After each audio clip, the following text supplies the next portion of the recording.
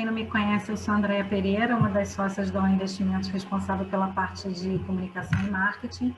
E hoje a gente está recebendo a equipe da Western Asset.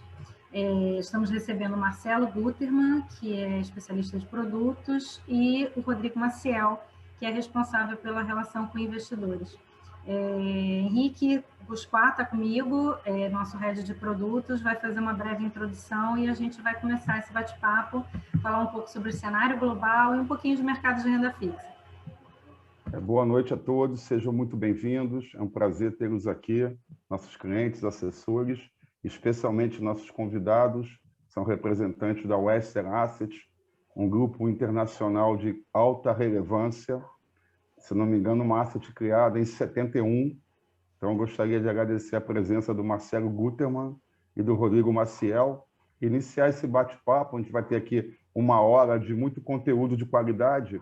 Eu peço aqui ao Rodrigo para fazer uma breve apresentação do negócio da Western, os seus grandes números, que são grandes realmente, internacionais, e um pouco da presença local, que é uma das 3 ou 4 maiores assets internacionais aqui no Brasil. Então, por gentileza, Rodrigo, você poderia apresentar um pouquinho, de forma breve, a dimensão do grupo? Obrigado, Henrique. Obrigado aí a todos pela atenção, pelo tempo de vocês. Como eu vou aproveitar, vou só compartilhar aqui uma tela para eu conseguir falar em mais detalhes com vocês. Vocês estão conseguindo ver? Henrique? Estamos sim. Tá pronto? Maravilha. Então, como o Henrique mencionou, de fato, a Western é uma casa fundada em 1971, em Pasadena, na Califórnia. Em 86, ela foi adquirida pela Legg Mason, que é uma holding de 9 gestoras, cada uma operando no mercado de sua especificidade. E as histórias, elas se unem em Pasadena e aqui no Brasil em 2005, quando a Legg Mason, detentora da marca Western Asset, compra toda a franquia de gestão de recursos de terceiros do grupo Citibank. Então, até 2005, a maioria da nossa equipe de investimentos, por exemplo, era do Citibank Asset Management.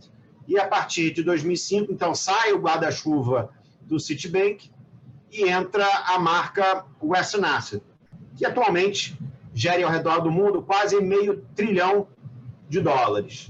Os nossos diferenciais são ser uma casa global, verdadeiramente global, como a gente mostra aqui nesse slide.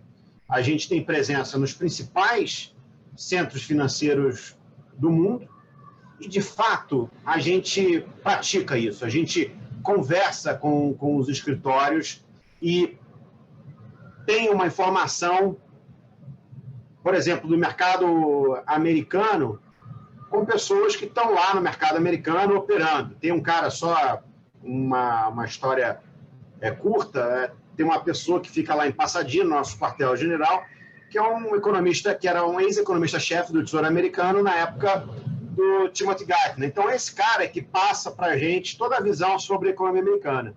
Ninguém melhor do que ele na Western para falar sobre Estados Unidos. E assim vale para todos os outros escritórios. A Western é uma casa independente, ou seja, não há conflito de interesses entre cliente e gestora.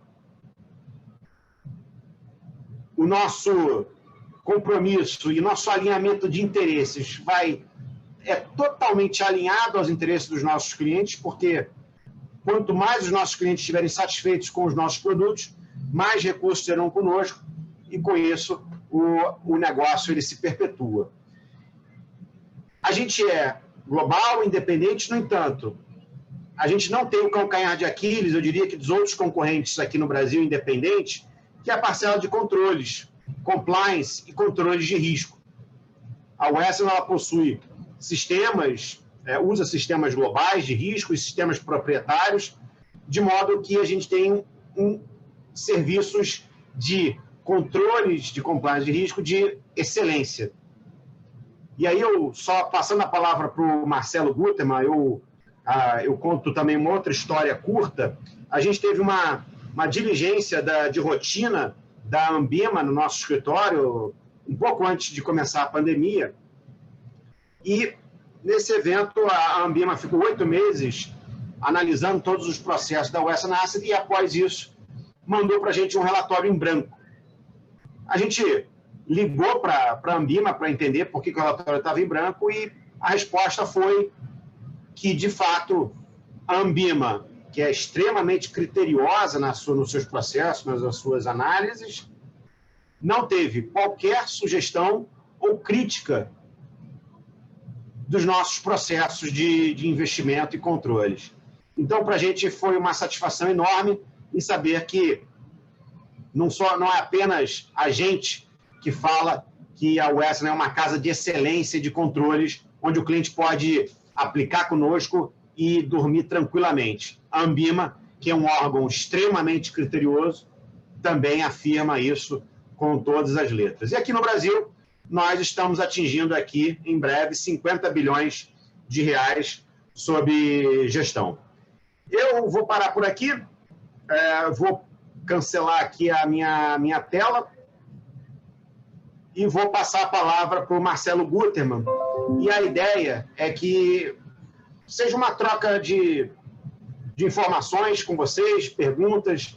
Sugiro que não deixem o Marcelo Guterman, que é professor do CFEI lá em São Paulo, fique só no monólogo. Acho que podem interromper a qualquer momento. A ideia é que seja um bate-papo produtivo para vocês, clientes da All Investimentos. Marcelo Guterman, contigo. Obrigado. Muito obrigado, Marcelo. Excelente aqui a apresentação. Muito obrigado. Guterman está no mudo. Está no mudo. Muito bem. Fico à disposição. Prazer estar com a All Investimentos aqui hoje. Falar com os clientes a respeito do que vem acontecendo. Costumo dizer, a gente acabou agora o 5º trimestre de 2020, entramos no 6º trimestre, e o ano que não acaba, né? De fato, acho que vamos pular de 2020 para 2022 direto, né? Pelo jeito que a coisa está indo. Então, temos bastante coisa para discutir, e fico à disposição aí para responder as questões que o Henrique vai fazer, e vocês também que estão nos assistindo. Com certeza. A gente vai começar falando um pouco de internacional, mas eu quero aproveitar o que o Rodrigo falou. O chat está aberto, o cliente que quiser mandar pergunta, fica super à vontade para mandar pelo chat, que a gente repassa aqui para o Marcelo e, se for o caso, para o Rodrigo. Marcelo, a gente geralmente costuma contextualizar o cenário que a gente está vivendo quando a gente começa as nossas lives, e nosso foco hoje é mais em relação a global, né? Ao cenário global. Vamos começar pensando um pouco no que aconteceu para a gente chegar nesse momento, né? A gente passou um ano de 2020, como você falou, que ainda não acabou, né? Os bancos centrais injetaram muita liquidez no mercado, uma série de medidas foram tomadas, juros muito baixos em torno do mundo inteiro, inclusive no Brasil. Como é que vocês veem os riscos da gente ter passado esse ano com toda essa injeção de liquidez no mercado? Como é que vocês estão contextualizando isso? Pois é, essa é uma experiência nova, né? Na verdade, não é tão nova. Nós vivemos isso um pouco na grande crise financeira de 2008, 2009, né? Também houve uma injeção tanto de liquidez por parte dos tesouros, como por parte dos bancos centrais. A política monetária também foi bastante estimulativa naquela época. A diferença principalmente quando a gente fala de fiscal, é de tamanho, né? Claramente, nós tivemos uma injeção de estímulos fiscais muito maior do que na grande crise financeira de 10, 12 anos atrás, né? Então, a experiência ela não é nova, o que é novo é a amplitude, né? Como não é uma experiência nova, a gente já viu um pouco como como funcionou depois da grande crise financeira, né? Com uma pequena diferença, além do tamanho. No caso lá atrás, né, quando os tesouros injetaram recursos, grande parte desses recursos, se não tudo, foi para o sistema financeiro, foi para os bancos, porque o problema estava concentrado nos bancos, né? Era o balanço dos bancos que estava frágil, né? Então, você precisava reforçar o balanço dos bancos para evitar uma crise sistêmica pior. E grande parte desse dinheiro ficou empossado nos bancos, tanto que as reservas bancárias aumentaram praticamente no mesmo montante dos estímulos fiscais. Esses estímulos agora estão indo diretamente para as empresas e para as pessoas físicas. Então, as empresas, principalmente as empresas menos, né, porque as empresas absorveram grande parte do impacto da atividade econômica, do sudden stop da atividade econômica, mas as pessoas físicas, de maneira geral, estão montadas sobre um grande montante, principalmente nos países desenvolvidos, de poupança acumulada.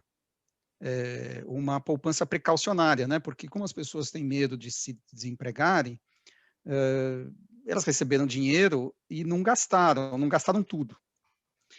Então, a grande questão é saber, bom, e agora? O que esse pessoal vai fazer com a pandemia sendo página virada, em algum momento, ou será? O que eles vão fazer com esse dinheiro? Vão gastar? Vão continuar guardando? Né? Agora, tendo dito tudo isso, na nossa visão, na visão da Western, e agora eu não falo nem por mim, eu falo pela nossa casa matriz, a visão deles lá, principalmente nos Estados Unidos, em que se tem um grande receio, né, de um processo inflacionário e que o Fed estaria atrasado no enfrentamento desse processo, é que você efetivamente pode ter digamos, um calombo inflacionário, né, num determinado período, mas estruturalmente, as causas estruturais que levaram à inflação mais baixa, elas continuam presentes. Na verdade, elas foram até potencializadas por essa crise. Quais são essas causas? Uma delas, dentre as principais, é a revolução tecnológica, quer dizer, o fato de nós termos uma migração da economia para a economia virtual, economia dos aplicativos, isso de tal maneira pressionou os preços e vem pressionando, e esse processo está no início, né? Quer dizer, a gente está vendo o que está acontecendo. De tal maneira que pressiona os preços de maneira geral para baixo. E essa pandemia foi um catalisador desse processo, acelerou esse processo. Então, esse dado que é estrutural, que já vem desde o início da década retrasada, dos anos 2000, né, desde quando estourou a bolha do Nasdaq lá, já se falava disso, era uma coisa ainda embrionária e foi ganhando momento, né, e ganhou bastante velocidade, e isso veio pressionando a inflação para baixo. Esse fator estrutural, ele só piorou, ou só melhorou, dependendo do ponto de vista. De modo que, estruturalmente, é um fator importante para pressionar a inflação para baixo. Ponto número 1. Ponto número 2, envelhecimento da população. Esse é um fator que está aí, vai continuar e vai piorar, não vai melhorar. Né? Também é um fator que pressiona a inflação para baixo, é a japanização do mundo desenvolvido. Né? E China. A China está num processo de envelhecimento acelerado também, porque eles tiveram uma política One Child Policy, né, durante muito tempo, e agora não estão conseguindo reverter. Então, eles também estão num processo rápido de envelhecimento. E o terceiro fator estrutural é o excesso de endividamento governamental, que só piorou. Só piorou. Né? O excesso de endividamento, ele puxa para baixo o crescimento econômico e, portanto, a inflação. Então, esses três fatores estruturais, eles continuam aí, são os mesmos fatores que levaram a inflação para baixo na década passada e só pioraram com a epidemia. Portanto, podemos ter, sim, um processo inflacionário localizado, porque você vai ter um montante de dinheiro entrando na economia e sustentando o consumo, sustentando um certo aumento de preços, até porque as empresas precisam recompor suas margens, né? Estão muito machucadas. Mas é um processo, e o Fed sabe disso, é um processo provisório. O Fed quer ver essa inflação acima de 2% de maneira não permanente, mas de maneira que não seja 1 ou 2 meses, né? Então, na nossa visão, vai demorar para o Fed se movimentar. Pegando o gancho, Guterman, e até aprofundando um pouco da visão da Wester sobre os Estados Unidos, que é a principal locomotiva do mundo, sendo seguida aí de perto pela China, o Fed vem sinalizando que deve manter a política expansionista e de juros extremamente baixos por um bom período, até 23, pelo menos. A gente vê uma forte redução dos índices de desemprego nos Estados Unidos e uma perspectiva para 21 de um PIB norte-americano superior a 5 a 7% ao ano. Quer dizer, um PIB muito vigoroso. Como que isso impacta na curva de juros de médio e longo prazo internacionais?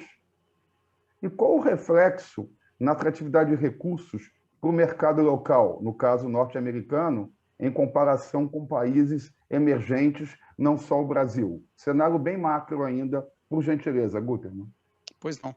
Rapidamente, esse impacto já está ocorrendo, né? Quer dizer, o mercado já está precificando uma aceleração da atividade econômica nos Estados Unidos em relação ao resto do mundo, tanto que o dólar está se fortalecendo e as taxas de juros dos Estados Unidos estão subindo, né? Então, já estamos em meio a esta precificação. O primeiro trimestre foi marcado por isso, né? Isso claramente impacta negativamente para, num primeiro momento, e aí é bem interessante isso, porque o mercado escolhe aquilo que ele quer olhar em determinados momentos, né? Então, óbvio que num mundo em que Estados Unidos cresce, isso é bom para mercados emergentes, porque afinal é um grande mercado consumidor e você tem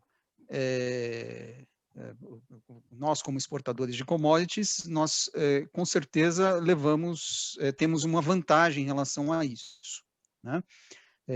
Com o dólar se fortalecendo, inclusive, você tem maior fluxo de recursos via balança comercial, né? Então, isso é positivo. O crescimento econômico é positivo de maneira geral. Só que o mercado, num primeiro momento, olha o outro lado da moeda. Fluxo de recursos não vem para o Brasil, ou não vem para emergentes frágeis, né? Fluxo de recursos vai para países que estão crescendo. E Estados Unidos tem uma combinação de uma taxa de juros que hoje é diferente de zero na curva, né? Não a taxa básica, mas na curva de juros, com crescimento econômico. Então, é certamente um atrativo. Agora, eu colocaria uma pitada de sal nessa análise. Por quê? Porque, na nossa visão, o mercado está um pouco mais otimista do que deveria com o crescimento dos Estados Unidos, né? Não que nós estamos com um número bom para crescimento dos Estados Unidos, a gente até concorda que vai crescer bem acima da média global por conta dessa montanha de dinheiro que está sendo jogado de helicóptero, né? Isso vai acontecer. O problema é a sustentabilidade disso. Então, quando a gente olha, por exemplo, a taxa de desemprego, né? Ela está caindo rapidamente, mas você tem ainda uma parcela grande da população que não está procurando emprego. A gente chama de taxa de participação. Quantas pessoas efetivamente estão procurando emprego, né? E você corrigindo pela taxa de participação, a taxa de desemprego hoje nos Estados Unidos é muito maior. Nós estamos, o headline é alguma coisa como 6%, e corrigido pela taxa de participação seria mais próximo de 9%. Tá? Se você tivesse a mesma taxa de participação de antes da crise. Então, está caindo, é verdade, não tem dúvida, só que é mais lento do que aquilo que os números mostram, né? Então, nos parece que o mercado está um pouquinho mais otimista do que aquilo que, ou a curva de juros, na verdade, embute algo mais otimista do que aquilo que deveria, né? Essa é a nossa visão. Mas é verdade. Nesse momento, países que não fazem a lição de casa acabam sendo preteridos no fluxo de recursos. Perfeito. Ainda fazendo essa contextualização, como é que vocês estão vendo a Europa nesse mesmo movimento, né? A gente tem aí também um fator que é a eleição da Alemanha, né? A eleição na Alemanha no final do ano. O que a gente pode esperar da Europa agora em 2021? Uhum. A Europa, como sempre, né, defasar. A Europa sofre de um grande problema pelo fato de serem vários países, é simples assim, né? Então, eles não conseguem ter coordenação, por mais que eles sejam organizados, por mais que a Alemanha seja organizada e tudo mais. O fato é que eles não conseguem, pela própria estrutura, eles não conseguem ser tão ágeis quanto os Estados Unidos. Tendo dito isso, eles têm sim feito pacotes, principalmente monetários, menos do lado fiscal, porque a Alemanha é um pouco mais refratária a esse tipo de política, mas do lado monetário, eles têm, a última reunião do BCE foi mais uma, né, em que eles aceleraram o passo de compra de papéis,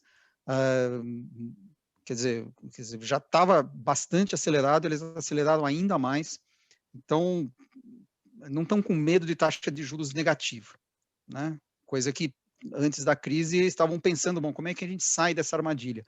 Isso saiu do radar, eles estão dando estímulo monetário como se não houvesse amanhã, né? Agora, estão atrasados, quer dizer, vão ficar atrasados, né? O crescimento é mais baixo, a recuperação é mais baixa, a própria vacinação, né? A gente não tem falado muito disso, mas o passo da pandemia ele é fundamental para o desenho de crescimento econômico dos países, né? Por mais que alguns países fazem quarentena, o lockdown, outros não fazem, no final, no frigir dos ovos, quem sai primeiro desse processo sai, o crescimento econômico cresce muito mais antes, né? Isso que a gente tem visto. Então, eles estão demorando mais para sair. Portanto, crescimento mais baixo e as bolsas na Europa vão acabar refletindo isso, né? Hoje estão muito no vácuo do S&P, porque empresas de tecnologia acaba, vamos dizer, contaminando, entre aspas, todo o resto. Agora, do ponto de vista fundamental, deveriam ficar para trás, né? Perfeito. Vamos dar sequência aqui ao nosso tour internacional e trazendo aqui mais uma geografia importante. É uma geografia que traz muitos desafios e muito interesse crescente, que é o mercado asiático, né? Alavancado pelo que eu chamo aí de mundo China. Então, o que a gente percebe na China, que é também a validação de vocês, e vem sendo criada uma enorme classe média com relativo poder de consumo. Então, existe uma grande necessidade de importação de recursos, tanto para abastecimento como componentes para infraestrutura. Então, cria uma demanda crescente de commodities que acabam beneficiando países emergentes, entre eles o Brasil. Qual é a sustentabilidade desses movimentos e como poderá ser a competição pela hegemonia global das duas superpotências, considerando a nova postura norte-americana com a gestão do Biden, que eu acho é muito mais proativa nos fóruns internacionais? Uhum. É interessante, porque a China ela está passando por um processo de transição, né? Óbvio que ela não pode crescer a 2 dígitos como era no passado, porque uma economia já quase do tamanho da economia norte-americana, não há como crescer 2 dígitos. senão ela vai ficar maior do que a economia do mundo, né? Não tem muito como isso acontecer. Então, ela está passando por uma transição de uma economia que vivia, cujo motor era de investimentos, para uma economia cujo motor é de consumo. Só que essa transição ela é sempre problemática, né? Porque como você teve, durante esse primeiro momento, muitos investimentos que não se pagaram, você precisa reciclar isso, né? Tem muito esqueleto para ser reciclado dentro dos armários na China. Por enquanto, e a gente é um sistema muito pouco transparente, né? Então a gente não tem realmente noção do que acontece, porque mesmo com a iniciativa privada sendo permitida e tudo mais, o grosso da economia chinesa são empresas, de alguma maneira, que dependem do Estado. Mas o futuro é esse. A China, com 1 bilhão e tantos milhões de habitantes, vai se transformar, e já está se transformando, né, num grande mercado consumidor. Então, aquela poupança que foi acumulada na primeira fase vai ser gasta nessa segunda fase, num processo de reequilíbrio, né? Agora, não é tão simples, porque você começa a competir com outra grande economia consumidora, que é os Estados Unidos, né? Estados Unidos barra Europa, mas mais Estados Unidos. O Biden, acho que, do ponto de vista de China, tem pouca diferença. Talvez, eu acho que é um pouco menos histriônico do que o Trump, né? O Trump era muito mais barulhento, né? Do ponto de vista de relacionamento com a China, mas do ponto de vista concreto de políticas, não tem muita diferença. Democratas e republicanos acabam casando nessa questão, mesmo porque a opinião pública americana é meio anti-China de maneira mais ou menos homogênea, né? Anti-China nesse sentido, né? Bom, estamos nos Estados Unidos, né? E a China é um rival que cresce e uma potência nuclear e tudo mais. Então, isso não acredito que com o Biden mude muito. O que pode acontecer é que, eventualmente, você tenha algo um pouco mais racional do que simplesmente essa política de retaliações, né, de exportações. O Biden tem uma visão um pouco mais construtiva desse processo de déficit comercial dos Estados Unidos em relação à China, tem uma compreensão melhor. Agora, não vejo muita mudança. Será sempre uma potencial fonte de tensões econômicas e geopolíticas, né? Eu acho que isso não muda. Perfeito. Ainda falando da visão global, mas pensando um pouco em termos de Brasil, qual a visão dos investidores, dos grandes investidores internacionais, em relação às nossas dificuldades de combate à pandemia, os riscos fiscais, que a gente vem falando bastante? Como é que vocês veem esse fluxo de capital internacional, de capital estrangeiro para os nossos mercados, tanto de renda fixa quanto de ações? E a gente teve aí uma recente safra de IPOs, e ainda vamos ter algumas. Como é que isso pode contribuir para a atratividade dos recursos considerada ampla liquidez global? Então, quando o investidor estrangeiro olha para o Brasil, e aqui investidor estrangeiro é um termo muito genérico, porque você tem vários tipos de investidor estrangeiro, né? Você tem até que, desde o cara do hedge fund, que vem, belisca um pouquinho, vai embora, né? Nós temos, na verdade, investidores, pessoas físicas japonesas, por exemplo, que investem aqui conosco, né, na Western. Que é um outro tipo de investidor, ele está buscando dividendos, está buscando o income, né, aquela renda ao longo do tempo. Você tem o investidor institucional, o cara que investe, que não entra na bolsa, mas entra como investidor estratégico numa venture qualquer, tal. Então, são vários tipos de investidores estrangeiros que a gente está falando. Eu acho que, em comum, o que todos buscam é crescimento econômico. Quer dizer, quando você vai para um país emergente, você sabe que é um investimento mais arriscado. As instituições são mais fracas, a moeda está mais sujeita à volatilidade. Tudo isso você já sabe. O outro lado da moeda disso é que você tem mais crescimento e, portanto, maior retorno dos seus investimentos. É isso. Se você vai para um país emergente que não cresce, se você tem um país emergente que não cresce, você só tem o lado ruim do país emergente, que é o risco. Você não tem o retorno, né? Por mais que a nossa bolsa cresça aqui, se o câmbio continuar se desvalorizando, come todo o ganho do investidor estrangeiro, né? Então, não adianta a rentabilidade em moeda local. Nossa moeda é um papel pintado, precisa ver quanto ele vai valer na hora do investidor tirar o seu dinheiro daqui, né? Então,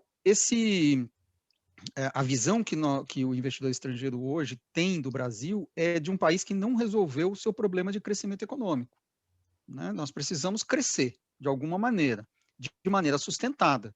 Não adianta fazer 10% de déficit do PIB de déficit primário, né, para fazer estímulo, para fazer obra e tudo mais, se isso não é sustentável no tempo, né? Então precisa, porque não adianta, tudo bem, você cresceu, só que a tua moeda foi para R$10 o dólar. O que adianta? Para o investidor estrangeiro não adiantou nada. Então é preciso crescer de maneira sustentável. E é essa a charada que a gente não está conseguindo matar para atrair o investidor estrangeiro de melhor qualidade, digamos assim, né? Não só aquele especulador de curto prazo. Boa, boa. Vamos tentar agora também avançar um pouco no Brasil. Sempre que você puder, com a tua expertise, fazer um link internacional comparativamente, acho que vai agregar muito na nossa próxima meia hora aqui de live. Um dos maiores desafios do Banco Central e equipe econômica está na ancoragem das expectativas de inflação para 21, um prazo bem curto, faltam 8 meses para acabar o ano, e também para 22, dado um processo eleitoral aí que promete muito ruído.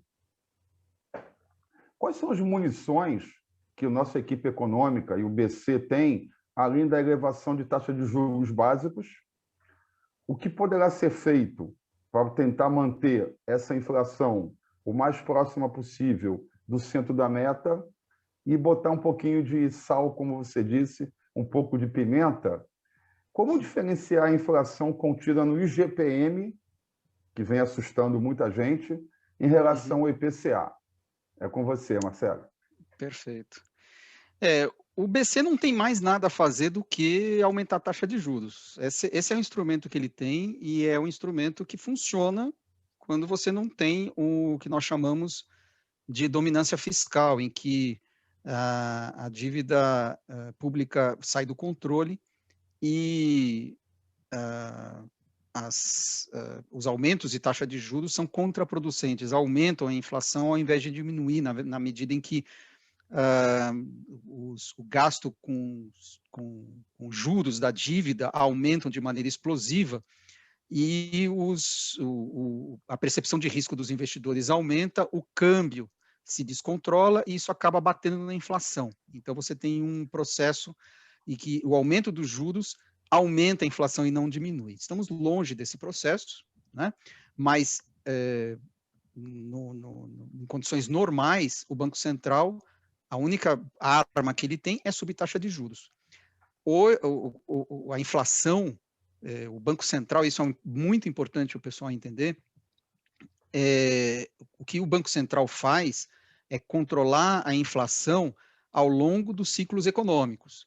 Então, quando você tem uma expansão econômica, o Banco Central aumenta a taxa de juros para que a inflação não saia do controle nessa expansão. E quando você tem uma recessão, o Banco Central, ou uma desaceleração da economia, o Banco Central diminui para estimular a economia e aumentar a inflação, né? Então, esse é o papel do Banco Central, é controlar a inflação ao longo dos ciclos econômicos. Outra coisa é a influência do fiscal, da dívida pública, na inflação. E não tem nada a ver com isso que o Banco Central faz. No momento em que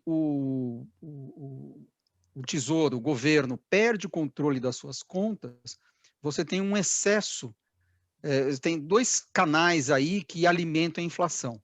O primeiro é o excesso de dinheiro na economia, né, e que o Banco Central tenta, digamos assim, controlar via aumento de taxa de juros, mas ele tem um alcance limitado, né, mesmo porque isso causa desaceleração da atividade econômica.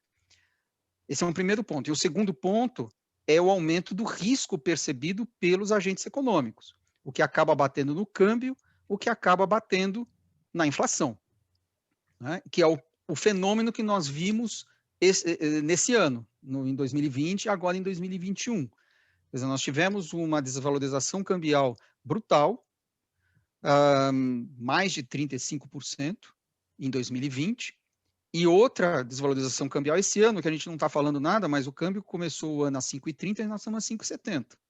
Né? Isso acaba batendo na inflação, e isso no momento em que os preços das commodities também estão subindo. Normalmente, só vou perder 2 minutinhos aqui, normalmente quando os preços das commodities sobem, você tem, isso é positivo para commodity currency, né, de moeda de países que dependem de exportação de commodities, porque o preço sobe e você tem mais dinheiro quando você vende os seus produtos. Isso faz com que você tenha um fluxo de recursos para o país, pressionando o câmbio para baixo. Então, você tem uma valorização do real e o aumento do preço de commodities. Essas duas coisas combinadas servem para controlar a inflação, né? Porque apesar do preço da commodity ter subido, sei lá, o preço de alimentos, preço de soja, preço de minério de ferro, o preço do petróleo subiu, a tua moeda valorizou, uma coisa compensou a outra, isso não impacta a inflação, ou impacta de maneira limitada. O que está acontecendo esse ano passado e esse ano, é que o preço da commodity subiu e a nossa moeda se desvalorizou junto. Por que se desvalorizou junto? Porque aumentou a percepção do risco em relação à dívida pública. Então, você tem uma inflação persistente, por quê? Porque você teve o choque de preço de commodities e não teve, do outro lado, a valorização do real. Por isso, o Banco Central teve que agir antes e com mais força do que se nós não tivéssemos tido essa desvalorização cambial. Né? Por quê? A atividade econômica está na lona. A gente está se recuperando de uma maneira muito lenta. Não haveria motivo para o BC se preocupar com a inflação do ano que vem, né? Que é a preocupação dele. Esse ano está meio perdido já vai ser mais ou menos uns 4,5%, entre 4,5% e 5% a inflação esse ano.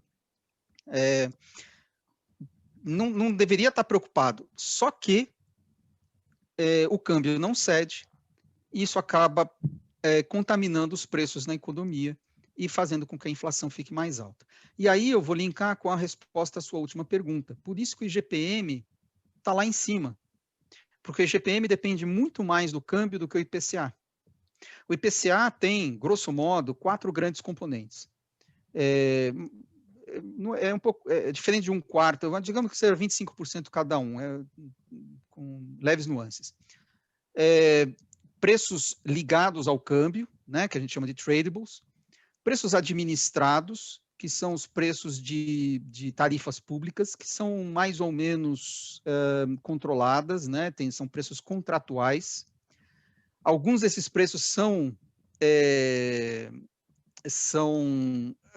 reajustados pelo IGPM, então a gente vai ter uma pressão daí, já está começando. Preços de alimentos, que teve um grande choque no ano passado, e esse choque não se dissipou tão rápido quanto a gente imaginava, por causa do câmbio. E preços de serviços, que esses estão na lona. Serviços não estão conseguindo aumentar o preço, né? Porque está tudo fechado. Então, o IPCA, que tem esses 4 componentes, acaba sofrendo menos do câmbio. O IGPM é câmbio na veia. 60% do IGPM é preço de matéria-prima. Minério de ferro, celulose, petróleo, está tudo subindo 40%, né, no ano. Então, commodity na veia câmbio na veia. Por isso é a diferença entre esses dois índices. E você vê algum risco, me perdoe, Andréia, de uma propagação no tempo dessa compressão de preços do atacado chegar na pessoa física, no consumidor final? Ou seja, um transbordamento do GPM, e isso carrear com uma inflação potencialmente maior, indiretamente? Sim, isso já está acontecendo, né? Quer dizer, uma parte dessa surpresa inflacionária. Vamos lembrar que antes da crise a gente estava rodando com uma inflação na faixa de 2,5 a 3. E hoje nós estamos rodando na faixa de... Bom, hoje já estamos com acima de 6, né? Se a gente olhar 12 meses, e essa inflação vai subir para 7,5 até metade do ano, né? Até maio, junho. A inflação acumulada de 12 meses vai ser alguma coisa como 7,5%, pode até bater 8%, né? Então, isso já está acontecendo, né? Por isso que o Banco Central se antecipou, porque justamente vendo esse processo, já fez esse movimento antecipado. Nossa visão é que, eventualmente, isso acaba se dissipando. O Banco Central age e as empresas não têm 100% de liberdade para repassar preço, porque a demanda está muito fraca ainda, né? Então, alguma coisa vai ser absorvida pelo balanço das empresas, né? Grato. Perfeito. Recentemente, a gente teve uma rodada de concessões de aeroportos relativamente bem sucedida. Isso pode dar uma esperança de que existe algum ciclo de privatização e concessão ainda para acontecer agora em 2021. Como é que vocês estão vendo isso? A resposta curta é não. E a longa? A longa. Então, essas concessões elas já estavam meio que no pipeline, né? Corre num trilho paralelo ali do governo, do Tarcísio e tal, que já vem do PPI, do Temer, né? Do Moreira Franco, que já vem do governo Dilma, enfim, meio que corre, e o Tarcísio está sempre por trás, né? É o mesmo, é ele que toca, né? Então é meio que um trilho paralelo. Isso é uma coisa, isso vai continuar, né? Outra coisa são as privatizações. Essas a gente, assim, não está no mercado, seria uma surpresa positiva, né? Se saísse alguma grande privatização. Realmente o mercado jogou a toalha com relação a isso, né? Não está precificando. E se sair, será uma surpresa positiva. Se não sair, já está precificado. Perfeito. E reformas administrativas, tributárias, como é que vocês estão vendo a possibilidade delas saírem ainda em 2021? Então, a tributária não, acho que é muito difícil. A administrativa dizem, né? Tem uma lenda urbana que diz que o Arthur Lira quer pautar administrativa, tal, mesmo porque essa administrativa ela é inócua do ponto de vista de controle de gastos hoje, né? Ela vai ter os seus efeitos dali a muito tempo, né? Porque serve só para os novos entrantes e tudo mais, mas é melhor do que nada. O fato é que a piora dos números da pandemia atrasou todo esse processo. Se a gente tivesse, digamos que não tivesse pandemia, né, tivesse acabado no final do ano, eu acho que até a possibilidade seria razoável, né, porque eles querem mostrar serviço e tudo mais. Mas, putz, enquanto não melhorar esses números, o foco é esse, né, é mais auxílio, é CPI, é ruído, né? O processo legislativo está muito conturbado por conta da pandemia. Então, acho difícil. Eu acho que assim, o mercado está precificando baixa probabilidade também. Novamente, seria uma surpresa positiva, mas a probabilidade é baixa.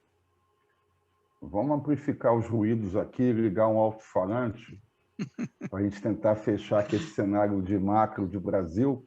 E a gente não pode deixar de fora, né, a recente atuação intervencionista do governo na gestão de empresas estatais ou de economia mista, né? A Petrobras, Banco do Brasil, Eletrobras.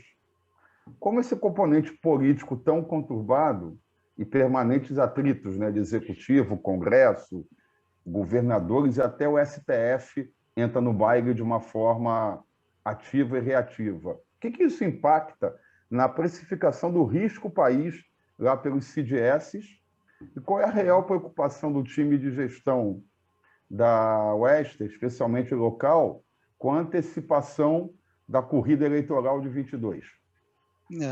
Eu vou linkar a resposta a essa pergunta à questão anterior.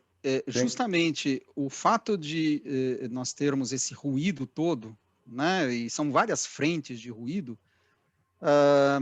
fazem com que a probabilidade associada a eventos positivos, né, que poderiam nos levar a um estado melhor, né, um cenário melhor, sejam menores, né, porque você gasta muito tempo com problemas menores, e aqui eu estou falando dessas discussões todas, e aqui eu vou voltar novamente ao ponto, enquanto essa pandemia não melhorar, não vai sair disso, né?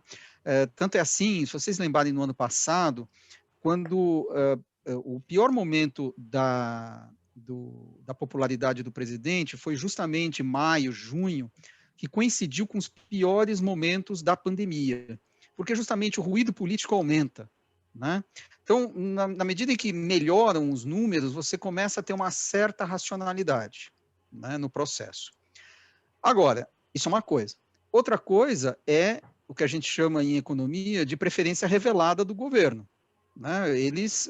Claramente, o presidente mostrou que não está muito afim de privatização, de abrir mão dos seus instrumentos de poder, né? Porque, no fundo, a estatal é um instrumento de poder, né? Quer dizer, você tem lá algumas decisões que você pode tomar, por mais que seja de economia mista, nós vimos que existe ali um certo grau de liberdade do acionista majoritário para tomar algumas decisões, né?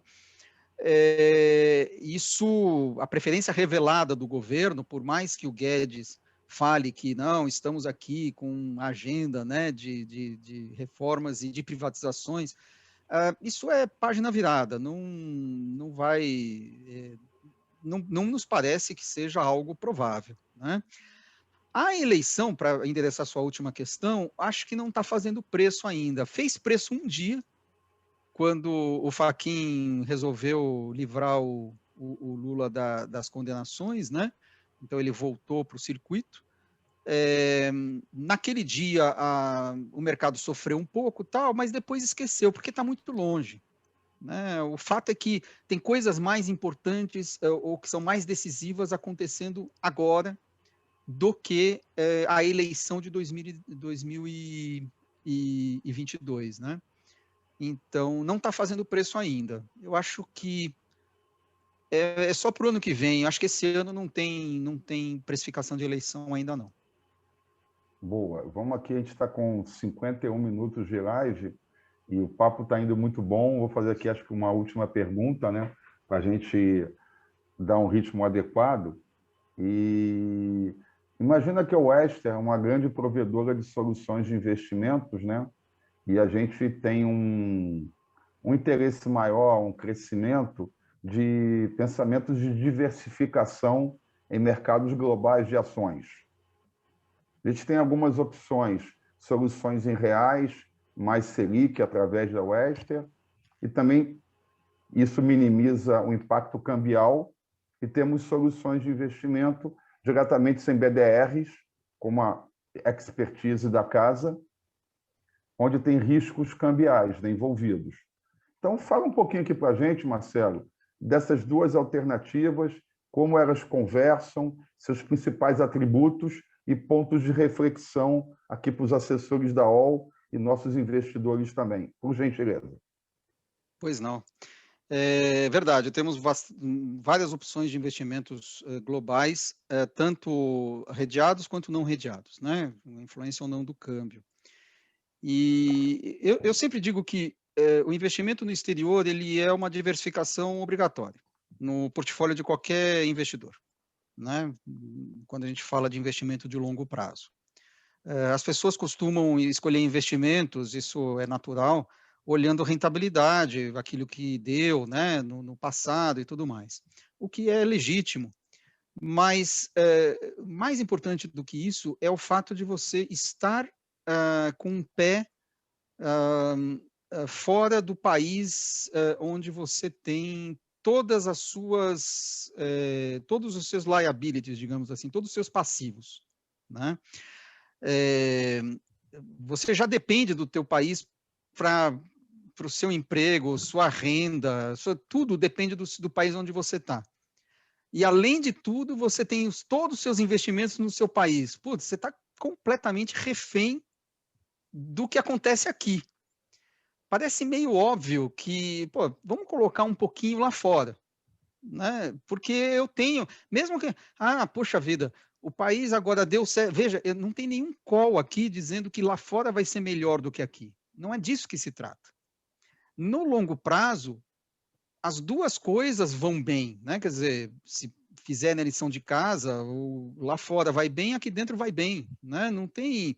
O problema não é esse. O ponto é, eu não posso ficar refém só de um fator de risco. E quando a gente aplica tudo no Brasil, você é refém do fator de risco Brasil, né? E a gente está vendo, até não gostaria de falar, poxa, você está vendo o que está acontecendo, então é melhor ir lá para fora. Não, mesmo que o país estivesse bombando, ainda assim vale a pena ter uma diversificação internacional. Nós, no Brasil, aliás, isso é um problema de qualquer investidor em qualquer lugar do mundo. Existe um fenômeno muito estudado chamado home bias, né? Que é o viés de você aplicar no próprio país. Porque é mais confortável, porque você se sente mais seguro, aqui está no quentinho, né? Putz, eu vou lá fora, sei lá o que tem lá fora, não conheço, né? Um negócio... Bom, não é mais desculpa, a gente tem acesso a vários mercados diferentes através de um instrumento local.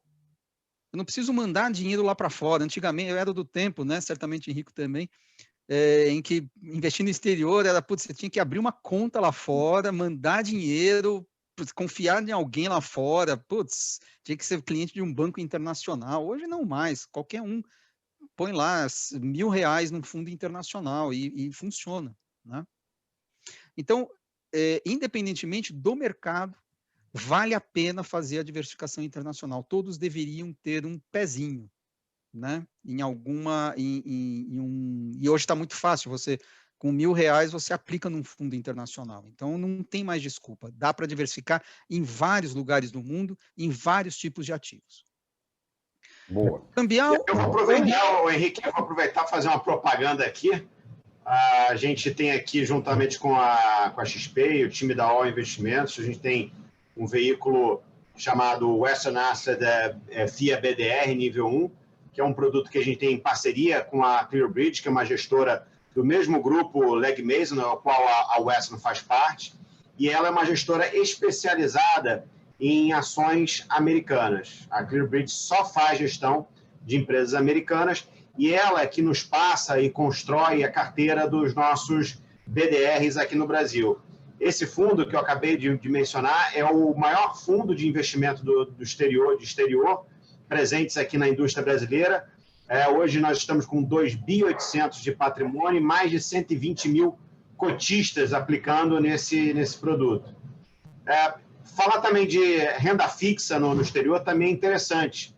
A gente também tem um produto que é o Macro Opportunities Classe Dólar ou o Macro Strategies, que são um produto redeado, que é basicamente a reunião das melhores ideias de todo o time global da Western em renda fixa em um único portfólio. Então, operando a curva de juros americana, curva de juros, títulos soberanos de países europeus, asiáticos, e operando moedas e crédito privado. Então, sempre quando algumas pessoas falam de investir no exterior, sempre remete à cabeça de investir em bolsa lá fora. Mas é muito interessante também, dentro dessa diversificação no exterior, observar outras classes de ativo que também contribuem para a diversificação dos recursos dos clientes e também no retorno. Esse produto que eu acabei de mencionar, já terminando, ele basicamente vem entregando, desde o seu início de 2012, dólar mais 8,5% de taxa, né? Então, uma performance bastante interessante quando você fala de juros nos Estados Unidos, que é a taxa de 0,5%, zero, né?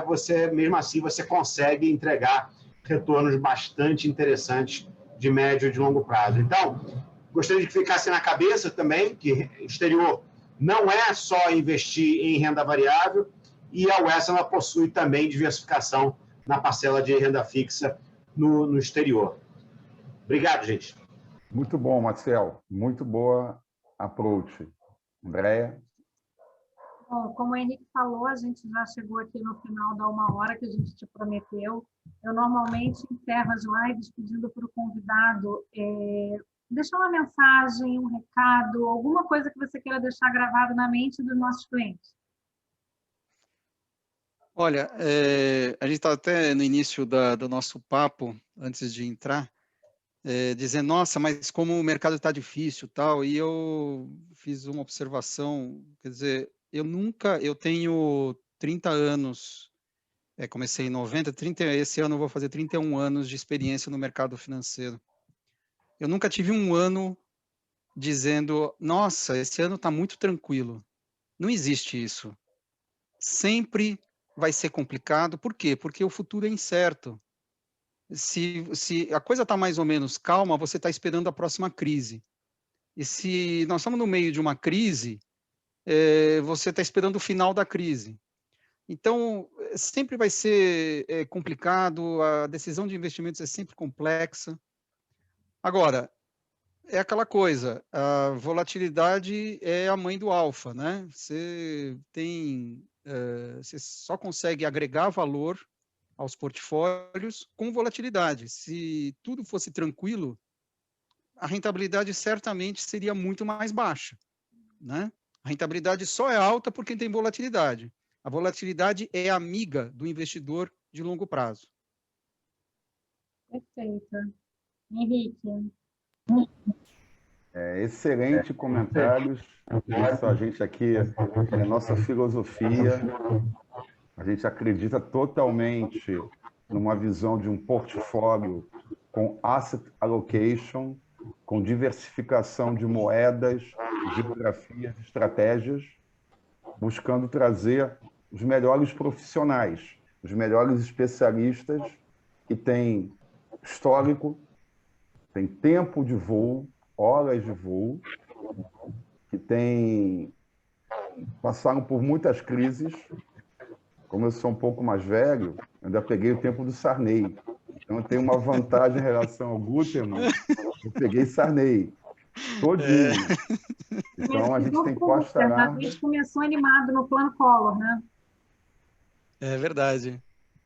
Então, e o Rodrigo Maciel, que é bem mais jovem aqui, não viveu essa época de fogo. Então, eu concordo totalmente que a gente está numa crise extraordinária, são tempos desafiadores, é uma crise ímpar, que vai durar muito tempo os efeitos.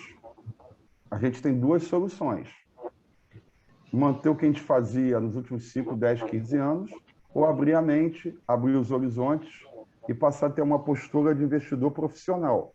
Nas crises, a gente pode sofrer, ficar estressado, ou olhar o para-brisa, olhar alternativas e fazer compras com preços depreciados. Então, a volatilidade ela é muito amiga do longo prazo. Eu faço as palavras do Guterman para encerrar aqui.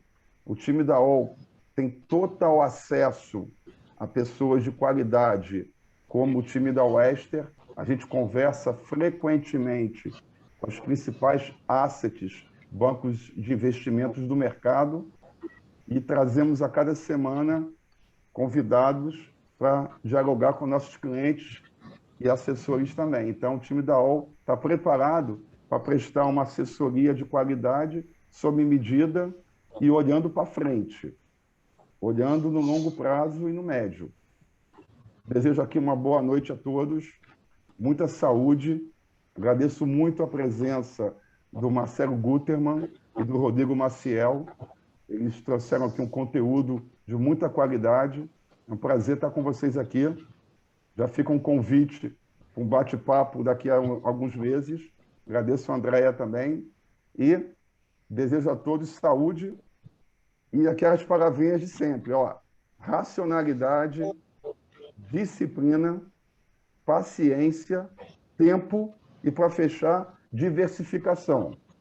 Acreditem nisso e vamos trabalhar juntos por muitos e muitos anos, por muitas décadas. Muito obrigada, Marcelo. Muito obrigada, Rodrigo. Obrigada aos clientes que participaram. Boa noite e até semana que vem.